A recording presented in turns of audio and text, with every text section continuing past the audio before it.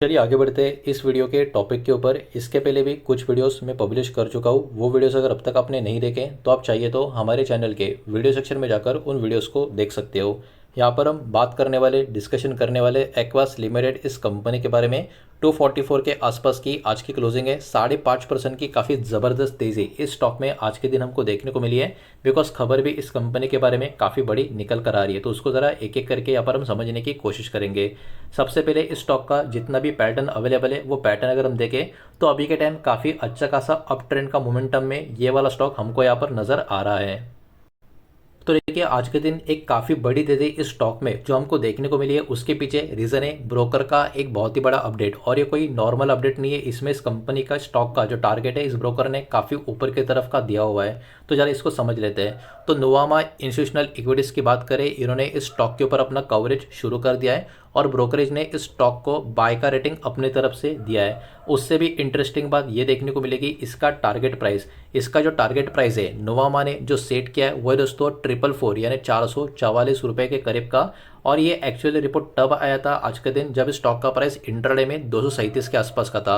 अब इसके भी थोड़ा ऊपर की तरफ क्लोज हो चुका है, लेकिन टारगेट प्राइस काफ़ी ऊपर की तरफ है। तो 237 के करीब जब आज के दिन स्टॉक था, उस प्राइस से अगर हम कंपेयर करने की कोशिश करें तो अराउंड 86% का अपसाइड का पॉसिबिलिटी कहीं ना कहीं इस ब्रोकर की टारगेट के हिसाब से इस स्टॉक का यहाँ पर नज़र आ रहा है। तो याद रखना ये ब्रोकर का एस्टिमेट है, कोई वो फोर्स नहीं कर रहे किसी को भी बाय करने के लिए। ये बात भी आपको यहाँ पर ध्यान में रखनी होगी। लेकिन ये वाला स्टॉक अभी के टाइम इतना अटेंशन मार्केट में क्यों सबके सामने निकल कर आ रहा है? तो देखिए इस ब्रोकर के अकॉर्डिंग एक्वास ये जो कंपनी है ये वन ऑफ द इंडिया की लीडिंग कंपनियों में से एक कंपनी आपको देखने को मिलेगी जो एरोस्पेस प्रिसिशन मैन्युफैक्चरिंग का बिजनेस में आपको देखने को मिलेगी। ये कंपनी एक्चुअली मैन्युफैक्चरिंग करती है बहुत ही महत्वपूर्ण एयरक्राफ्ट के कंपोनेंट्स ग्लोबल एरोस्पेस के जो कंपनियां होती है उनके लिए। तो कंपनी का बिजनेस ऐसा है जो काफ़ी इंपॉर्टेंट है, काफ़ी क्रिटिकल है और लॉन्ग टर्म ग्रोथ के हिसाब से भी काफ़ी अच्छा खासा बिजनेस इनका माना जा रहा है। इतना ही नहीं, इनके कुछ ग्लोबल कस्टमर्स की बात करें तो एक्वास ये जो कंपनी है ये सप्लाई जो करती है कंपोनेंट्स बहुत बड़े बड़े मेजर इंटरनेशनल कंपनी को करती है, जिसमें जैसे कि आप देख सकते हो Airbus, Boeing, Safran, Collins Aerospace, Bombardier, ये बहुत सारी दिग्गज कंपनी के नाम यहाँ पर आपको देखने को मिलेंगे। इसी के साथ साथ इस कंपनी का जो ऑर्डर बुक है ये भी काफ़ी मजबूत नजर आएगा। कंपनी ने यहाँ पर बता के रखा है कि इनका जो टोटल ऑर्डर बुक है वो अभी के टाइम $889 मिलियन के करीब का यहाँ पर देखने को मिल रहा है। और इस ऑर्डर बुक की वजह से कहीं ना कहीं कंपनी के लिए बिजनेस का जो विजिबिलिटी है अगले कुछ सालों के लिए ये भी काफ़ी अच्छा खासा देखने को मिल रहा है। मतलब चीज़ें जो इस रिपोर्ट में मेंशन की गई है वो ऑब्वियस सी बात है, सब कुछ काफ़ी पॉजिटिव, सब कुछ काफ़ी बढ़िया हमको यहाँ पर देखने को मिल रही है। ग्रोथ का जो एक्सपेक्टेशन है ब्रोकर के अकॉर्डिंग ये भी कहीं ना कहीं काफ़ी अच्छा यहाँ पर माना जा रहा है। कंपनी का जो रेवेन्यू है ये भी कहीं ना कहीं ग्रो हो सकता है 42% के CAGR से बिटवीन फाइनेंशियल ईयर 2026 से फाइनेंशियल ईयर 2029, ये इस रिपोर्ट में मेंशन किया गया है। और इस कंपनी का जो एबिडा है वो भी कहीं ना कहीं ग्रो हो सकता है 85% के CAGR से सेम पीरियड, मतलब फाइनेंशियल ईयर 2026 से 2029 की यहाँ पर बात हो रही है। इतना ही नहीं, यहाँ पर इस रिपोर्ट में ये भी मेंशन किया है कि कंपनी का जो बिजनेस का एक्सपांशन है एरोस्पेस के साथ साथ एक्वास ये कंपनी अपने आप को कंज्यूमर इलेक्ट्रॉनिक्स में और प्रिसिशन इंजीनियरिंग इन कैटेगरी में भी एक्सपांड करती हुई यहाँ पर देखने को मिल रही है। ओवरऑल इंडस्ट्री के ट्रेंड की अगर हम बात करें तो रिपोर्ट में यही बताया गया है कि ग्लोबल एयरक्राफ्ट मैन्युफैक्चरिंग की जो एक पर्टिकुलर कैटेगरी है ये कहीं ना कहीं और भी काफ़ी अच्छे खासी यहाँ से ग्रोथ होती हुई हमको देखने को मिल सकती है। और इसमें एक्वास जैसे जो कंपनी है उनको काफ़ी ज़्यादा बेनिफिट इस ट्रेंड का लॉन्ग टर्म में मिलता हुआ नज़र आ सकता है।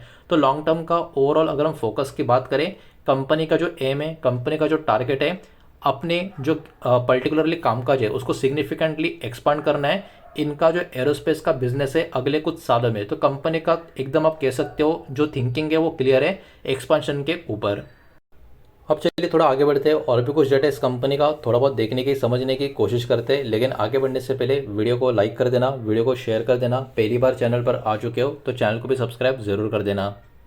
अब देखिए बात करें सबसे पहले इस कंपनी के मार्केट कैप की, तो 16,250 करोड़ के करीब का कंपनी का मार्केट कैप है। मतलब ये एक स्मॉल कैप कंपनी का स्टॉक यहाँ पर हमको देखने को मिलेगा। इसके अलावा कंपनी के असेट्स की अगर हम बात करें तो असेट कंपनी का ठीक ठाक या अच्छा आपको नजर आएगा, 2,700 करोड़ के आसपास का। प्लेज परसेंटेज यहाँ पर जीरो है, मतलब कंपनी के जो प्रमोटर्स हैं उन्होंने अपना कोई भी शेयर यहाँ पर गिरवी नहीं रखा है। अब थोड़ा सा आगे बढ़ते हैं और चेक कर लेते हैं काफ़ी इंपॉर्टेंट जो पर्टिकुलर शीट है उसको, जो है कंपनी का प्रॉफिट एंड लॉस का स्टेटमेंट। जो भी नंबर होंगे करोड़ में होंगे और कंसोलिडेटेड फिगर्स को यहाँ पर हम चेक करने वाले हैं। अब देखिए पिछले 4 सालों का फाइनेंशियल ईयर का जो डेटा है इस कंपनी का उसको यहाँ पर हम चेक करने वाले हैं। और डेटा अपने आप में काफ़ी शॉकिंग आपको नजर आएगा, बिकॉज इस कंपनी का नेट प्रॉफिट पिछले 4 सालों में बिल्कुल भी आपको देखने को नहीं मिलेगा। 4 साल पहले कंपनी का लॉस था 110 करोड़ का, फिर लॉस थोड़ा सा कम हो गया, थोड़ा नहीं थोड़ा ज़्यादा ही कम हो गया, 14 करोड़ के आसपास का, जो काफ़ी अच्छी साइन थी। लेकिन उसके अगले साल फिर से लॉस इंक्रीज हो गया 102 करोड़ का, और अभी प्रीवियस ईयर में कंपनी का जो लॉस है 113 करोड़ के करीब हमको देखने को मिल रहा है। तो देखिए एक बात हमको यहाँ पर समझ में आ जाती है, ब्रोकर अलग अलग रीजंस के वजह से आने वाले समय के परफॉर्मेंस के हिसाब से एस्टिमेट करके कहीं ना कहीं स्टॉक के ऊपर भी पॉजिटिव जरूर है, लेकिन अब तक इस कंपनी का परफॉर्मेंस बिल्कुल भी प्रॉमिसिंग नज़र नहीं आ रहा ईयर ऑन ईयर के हिसाब से। ये बात हमको नंबर से यहाँ पर देखने को मिल रही है। लेकिन वही बात है, ब्रोकिंग रिपोर्ट या कवरेज जो स्टॉक में भी शुरू हो रही है, वो अभी से आने वाले समय में कंपनी किस तरीके से अपने आप को एक्सपांड करेगी, आगे लेकर जाएगी, उसके ऊपर ये ब्रोकिंग रिपोर्ट आई है। ये बात भी यहाँ पर आप ध्यान में रखें। थोड़ा सा आगे बढ़ते चेक कर लेते हैं अब इस कंपनी का शेयर होल्डिंग पैटर्न का डेटा। मार्च 2026 का ही पैटर्न यहाँ पर अवेलेबल है, तो उसको चेक करेंगे। जिसमें प्रमोटर की होल्डिंग की बात करें 59.08% की होल्डिंग आपको नजर आएगी। दिसंबर क्वार्टर से कोई भी चेंज नहीं है, और प्रमोटर का प्लेज होल्डिंग कुछ नहीं है, मतलब प्रमोटर ने अपना कोई भी शेयर गिरवी नहीं रखा। ये भी हमने 1-2 मिनट पहले देख लिया था। इसी के साथ साथ एफएस की बात करें तो एफएस की होल्डिंग 3.90% की आपको नजर आएगी। Compare to December quarter FS का स्टेक मार्च क्वार्टर में थोड़ा सा कम हो गया था। उसके बाद डीएस की बात करें, डीएस का स्टेक 11.39% का है, दिसंबर में 11.63% का था, मतलब डीएस का स्टेक भी एकदम हल्का सा कम हुआ था। पब्लिक की होल्डिंग 22.88 से 23.29% पे आ चुकी है, मतलब पब्लिक का स्टेक हल्का सा बढ़ चुका है। अदर्स की होल्डिंग 2.36 जैसी थी वैसे ही नजर आ रही है। तो शेयर होल्डिंग पैटर्न बुरा नहीं है, शेयर होल्डिंग पैटर्न एक्चुअली देखा जाए तो काफ़ी अच्छा पैटर्न नजर आएगा, बिकॉज प्रमोटर एफएसडीएच जैसे 3 बड़े प्लेयर्स के पास मैक्सिमम होल्डिंग अराउंड 75% की इस कंपनी की कहीं ना कहीं नजर आ रही है।